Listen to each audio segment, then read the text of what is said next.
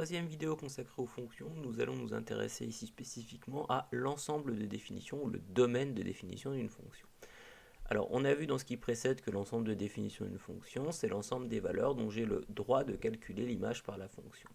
On verra que dans les exercices, il y a plusieurs façons de le donner ou en tout cas de faire en sorte qu'on puisse le découvrir. Et c'est ces façons qu'on va voir dans la suite. La première façon, c'est la plus simple, c'est quand il est donné directement dans l'énoncé. Donc prenons un petit exemple, on considère la fonction f définie sur moins 5,3 par f de x égale 4x au cube moins 8x carré plus 1 sur x carré plus 1. Alors on remarque ce défini sur moins 5,3 qu'on a déjà vu dans les exemples précédents. Donc ça veut dire que l'ensemble de définition de ma fonction f est l'intervalle moins 5,3 d'après l'énoncé. Donc là, il n'y a aucun travail à faire, l'ensemble de définition, c'est ça. Petite remarque, dans le cas où l'ensemble de définition est donné par l'énoncé, on doit pouvoir calculer l'image de n'importe quel nombre de cet ensemble de définition. Autrement dit, si je prends n'importe quel nombre dans mon ensemble de définition et que je remplace x par sa valeur, il faut que le résultat aboutisse, qu'il n'y ait pas de problème, autrement dit en ce qui nous concerne, qu'il n'y ait pas de division par 0 et qu'il n'y ait pas de racine carrée d'un nombre strictement négatif. Alors par exemple ici, si je prends n'importe quel nombre entre moins 5 et 3 et que je remplace x par ce nombre, je ne diviserai pas par 0 et je n'aurai pas de racine carrée d'un nombre strictement négatif. Si jamais c'était le cas, ça voudrait dire qu'il y a une erreur dans l'énoncé. Deuxième façon de considérer l'ensemble de définition, c'est quand on me dit que l'ensemble de définition est le plus grand possible. Alors qu'est-ce que ça veut dire ça? Prenons un exemple, on considère la fonction f définie par f de x égale racine carrée de moins 2x plus 5, dont l'ensemble de définition est le plus grand possible. Donc on remarque ici, on ne me dit pas f de x est égal à racine carrée de moins 2x plus 5 sur tel intervalle, mais ça va être à moi de trouver le plus grand ensemble possible pour lequel le calcul racine carrée de moins 2x plus 5 a un sens.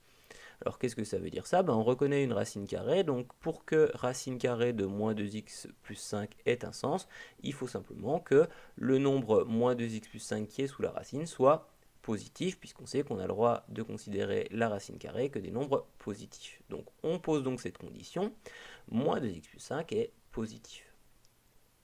On reconnaît une inéquation que l'on sait résoudre, moins 2x plus 5 supérieur ou égal à 0 est équivalent à moins 2x supérieur ou égal à moins 5.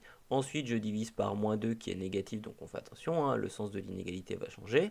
X inférieur ou égal à 2,5.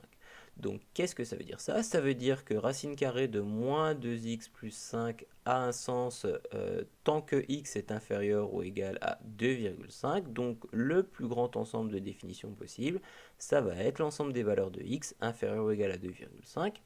Je reconnais un intervalle, en l'occurrence l'intervalle moins l'infini 2,5, crochet fermé en 2,5 puisque c'est x inférieur ou égal à 2,5. Remarque, il y a deux grandes conditions qui devront être respectées pour pouvoir calculer une image. La première, c'est que, on ne divise pas par 0. Et la deuxième, c'est que on ne prend pas la racine carrée d'un nombre strictement négatif. Troisième façon de considérer l'ensemble de définition d'une fonction, c'est lorsque la fonction est issue d'un problème concret pour lequel il existe des conditions, des contraintes sur x. On prend un exemple, donc on considère un carré ABCD ici de côté 6. On place un point M sur le segment AB et on note AM égale X. Ensuite, on place un point R sur le segment AD tel que AR soit égal à X. On trace ensuite deux carrés que j'ai grisés ici et on appelle f la fonction telle que f de x soit l'aire grisée en fonction de x. Alors, quelles sont les contraintes qui portent sur x? Notre point M doit appartenir à AB. Ça veut dire que au minimum, M est sur A, auquel cas x va être égal à 0. Et au maximum, M est sur B, auquel cas x va être égal à 6. De la même manière, sur le segment AD, au minimum R est sur A, dans ce cas-là, x est égal à 0. Et R est sur D, auquel cas x va être égal à 6. Donc, qu'est-ce que ça veut dire ça? Ça veut dire que notre valeur de x va être comprise entre 0 et 6, donc que notre ensemble de définition, c'est l'ensemble des valeurs de x comprises largement entre 0 et 6. Autrement dit, l'ensemble de définition de f est l'intervalle 0, 6, crochet fermé en 0, crochet fermé en 6. On verra dans la prochaine vidéo qu'il existe une quatrième façon de déterminer l'ensemble de définitions d'une fonction à partir de la courbe de cette fonction.